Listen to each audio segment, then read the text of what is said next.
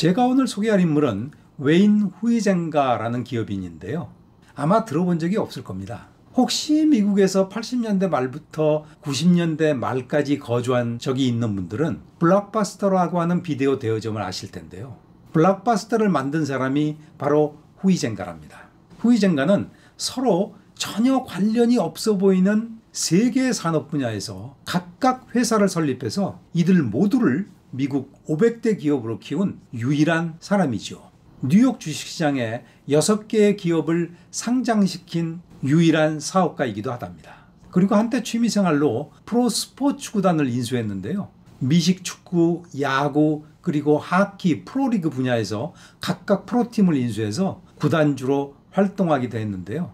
아마 3개의 미국 스포츠 프로팀을 동시에 소유했던 유일한 사람일 겁니다. 제가 웨인 후이젠가를 단순한 투자가가 아니라 혁신가로 보는 이유가 있는데요. 그는 수많은 중소기업을 인수해서 대기업으로 바꾸는 독특한 비법을 갖고 있기 때문이랍니다. 작은 기업들을 하나로 합한다고 훌륭한 대기업이 되는 것은 아니지 않습니까? 그렇게 하는 게 마냥 좋은 일이라면 모든 산업에서 중소기업이 하나도 남아있지 않겠죠. 자, 그럼 기업 합병의 마법사 웨인 후이젠가의 비하인드 머니 시작하겠습니다.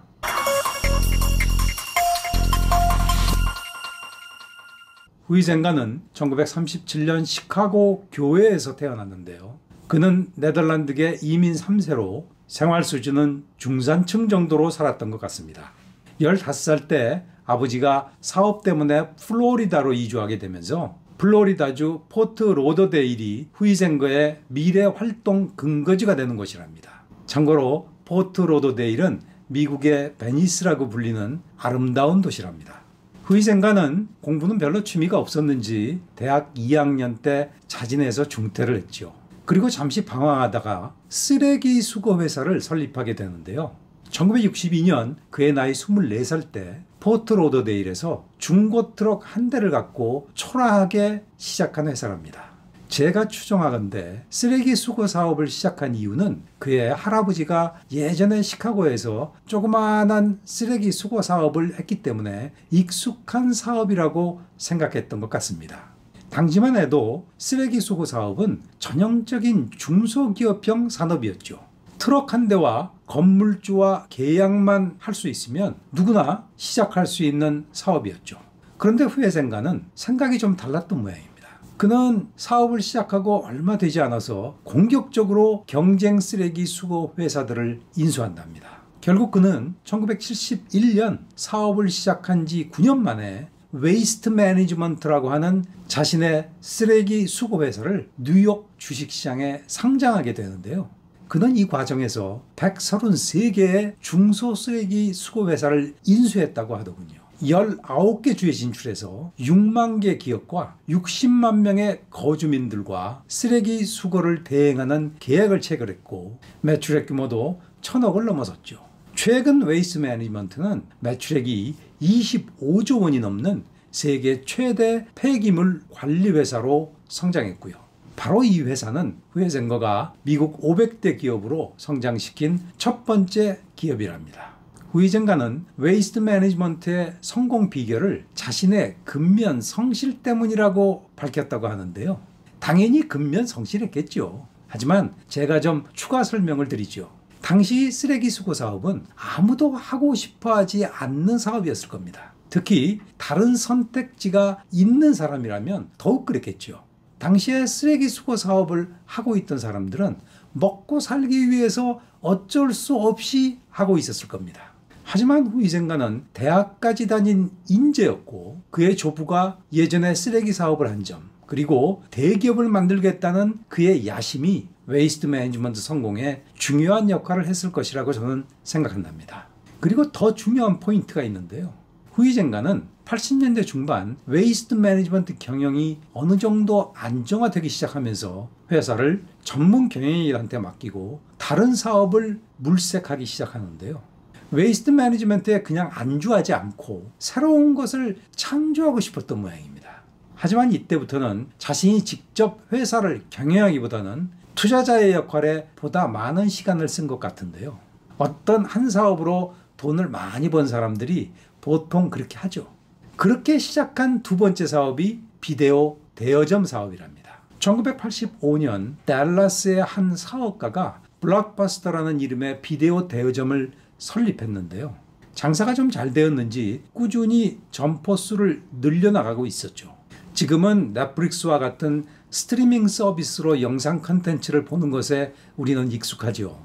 하지만 80년대에는 동네마다 있는 비디오 대여점에서 영상 테이프를 빌려왔답니다. 그런데 비디오 대여점은 적은 자본으로 특별한 사업 경험이 없어도 시작할 수 있는 전형적인 중소기업형 사업이죠. 하지만 후이젠가는 이번에도 생각이 좀 달랐던 모양입니다. 1987년 블록버스터를 인수하자마자 비디오 대여점 매장 수를 기하급수적으로 늘리면서 동시에 매장 크기도 몇 배로 넓혔죠. 인수 1년 만에 블록버스터 매장 수는 400개로 늘어났고 3년 뒤에는 매장 수가 1000개를 돌파하면서 미국 최대 비디오 대여점이 되었답니다. 5년 뒤에는 해외 시장에도 진출했고 점포 수가 3000개가 넘었다고 하더군요. 블록버스터는 이렇게 대기업으로 성장하는 과정에서 비디오 대여점 산업에서 수많은 혁신을 주도했는데요. 그냥 합병으로 점포 수만 늘린 것이 아니라는 말이죠. 제가 미국에서 교수를 할 때 저를 포함해서 여러 경영학자들이 블록버스터의 혁신에 많은 관심을 가졌었답니다. 그중 하나만 간단히 소개하죠. 원래 비디오 대여점은 영화 제작사에서 판매하는 비디오 테이프를 구매해서 손님들에게 대여를 해주는 사업이죠. 그런데 대부분 손님들은 출시된 지 얼마 되지 않은 영화를 찾거든요. 손님을 기다리지 않도록 하려면 새로 출시된 영화 테이프를 되도록 많이 사서 비치해 놔야 했죠. 그런데 한 달쯤 지나면 대부분 고객들이 신작 영화를 다 보게 되죠. 그렇게 되면 더 이상 테이프를 빌려가지 않게 되겠죠. 사람들이 빌려가지도 않는 비디오 테이프가 재고로 많이 남게 된다는 말입니다. 그렇다고 신작 영화 테이프를 너무 소량으로 구매하면 손님들이 기다리지 못하고 다른 점포로 가버리게 되죠. 예전에 제가 미국에 살 때 저는 비디오 테이프를 빌리려고 블록버스터에만 갔던 것으로 기억하는데요. 블록버스터는 새로운 영화가 나오면 테이프를 30개씩 비치해 놨었거든요. 블록버스터는 점포 수가 많기 때문에 영화사로부터 당연히 물량 할인도 받았을 겁니다. 그리고 해당 영화를 찾는 손님의 수가 줄어들게 되면 중고 테이프를 저렴하게 손님들에게 판매했답니다. 소장하고 싶은 고객들도 있었으니까요. 참 현명한 결정이었죠. 그러다가 블록버스터의 규모가 더 커지면서 블록버스터는 아예 영화 제작사와 직접 협상을 해서 테이프는 무제한 공급받는 대신에 블록버스터의 매출의 일정 부분을 영화사에게 떼어주는 방식으로 바꿨답니다. 경영학에선 이런 것을 매출 공유 전략이라고 부른답니다. 이 제도는 여러 경영학 책에도 실려있는 유명한 사례랍니다. 블록버스터가 대기업이었기 때문에 영화 제작사와 1:1 협상이 가능했던 것이죠. 이런 게 바로 기업 규모가 커지면서 시행할 수 있는 혁신이랍니다. 1994년 후이젠거가 블록버스터를 인수한 지 6년이 지나면서 블록버스터의 비디오 점포 수는 미국의 2등 비디오 대여점 체인에서 300등까지를 합한 것과 같았다고 하는데요. 후이젠가는 독점 대기업을 만든 것이죠. 그 결과 블록버스터는 매출 규모로 미국 500대 기업으로 성장했고요. 같은 해 후이젠가는 블록버스터를 바이어컴이라고 하는 다국적 미디어 기업에 우리 돈으로 10조 원을 받고 매각한답니다. 바이어컴은 블록버스터를 인수한 후에 한동안 세계 시장으로도 적극적으로 진출하면서 승승장구했죠. 그런데 잘 아시는 바와 같이 영상 콘텐츠를 시청하는 방식이 스트리밍 방식으로 바뀌게 되면서 블록버스터는 2010년 도산을 하게 된답니다. 한때 10,000개가 넘었던 블록버스터 매장이 지금은 단 한 개도 남아있지 않다고 하더군요. 참 사업한다는 게 두렵지 않습니까? 10,000개가 넘었던 점포가 하루아침에 모두 사라진다는 게 상상하기 어렵죠. 보다 정확히 말씀드리자면 미국 오레곤주에 역사 유물과 같이 하나의 블록버스터 점포가 남아있다고 하더군요. 돈벌이 하는 곳은 아니고요. 추억팔이 하는 곳이라고 생각하시면 됩니다. 여러분, 영상 컨텐츠 얘기가 나왔으니까 넷플릭스 얘기를 하나만 하고 가죠. 넷플릭스도 원래는 1997년 비디오 대여점으로 사업을 시작한 기업이었는데요. 그런데 사업을 유지하기가 쉽지 않아서 2000년에 블록버스터를 찾아가서 매각을 하려고 했다고 하더군요. 그런데 블록버스터는 인수를 거절했죠. 당시는 넷플릭스에게 특별한 것이 아무것도 없었으니까요. 그러다가 2007년부터 넷플릭스는 스트리밍 서비스를 시작하면서 블록버스터를 무너뜨린 것이랍니다. 참 세상 일 알 수가 없죠. 다시 후이젠가 얘기로 돌아가죠. 1994년 블록버스터를 매각한 후에 후이젠가가 손을 댄 세 번째 사업이 자동차 대리점 사업이었는데요. 그의 사업 방식은 이전과 동일했죠. 1996년 오토네이션이라는 기업을 설립해서 수백 개의 신차 딜러와 중고차 딜러를 공격적으로 인수한답니다. 그리고 중고차를 보다 원활히 공급받기 위해서 렌트카 회사들을 인수하게 되는데요. 렌트카 회사는 새 차를 사서 2, 3년 동안 장사를 하고 나서 차를 팔기 때문에 렌트카 회사로부터 많은 중고차가 시장에 나오기 때문이죠. 이 과정에서 전 세계적으로 꽤 이름이 있는 알라모나 내셔널 카 렌탈과 같은 렌트카 회사들도 오토네이션 산하로 흡수되게 된답니다. 바로 이 오토네이션이 후이젠가가 키운 세 번째 미국 500대 기업이랍니다.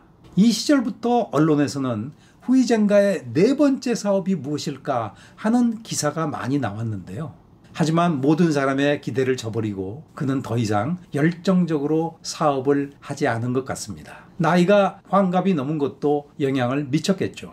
물론 투자 반 취미 반으로 리조트나 호텔을 인수하기도 하고 프로 스포츠팀을 인수해서 구단주로 활동하기도 했답니다. 자, 정리할 시간인데요. 후이젠가가 한 것과 같이 같은 산업 내에서 작은 경쟁 기업들을 모아서 대기업으로 만드는 전략을 롤업 합병이라고 부르는데요. 역사적으로 보면 제가 이전 영상에서 다뤘던 록펠러나 카네기 그리고 제임스 듀크 역시 일종의 롤업 합병을 통해서 대기업을 만든 기업인으로 볼 수 있죠. 이런 점에서 후이젠가는 롤업 합병이 서비스 산업에서도 통하는 전략임을 처음 우리에게 보여준 사업가로 볼 수 있는 것 같습니다. 록펠러나 후이젠가의 성장 과정에서 영감을 받아서 요즘은 국내외 사모펀드 회사들이 여기저기 산업에서 롤업 합병을 시도하려고 호시탐탐 기회를 엿보고 있는 것 같습니다. 오늘 영상은 이만 마치겠습니다.